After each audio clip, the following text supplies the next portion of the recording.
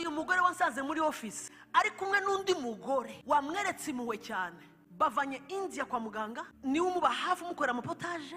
Umugore yavuye ku biro 90 n'ibindi ageze ku biro nk'iby'umwana muto 20 na ni skelete. Babuze indwara, baravura, byaranze, bava hanze barataha.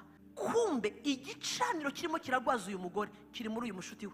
Baraza binjira muri office simbazi, nta n'umwe nzi n'uwabarangiye. Jewe ndavuga ni dusengere urwaye. Dutangiye kumusengera ndavuga ni mu izina rya Yesu, iyo ndwara yabuze ikintu cyose cyaku.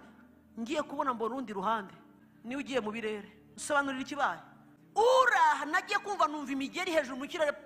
Ati ya kwari waruje kumufasha kandi binjira. Uyu niwe wavugaga cyane. Uyu ni mu best friend wanjye, dukorana protocole, barakoranaga, bararanguraga hamwe China. Kandi uyu urembye cyane niwe winjije uyu muri business, ni nawe wamuhaye amafaranga yo gutangira business.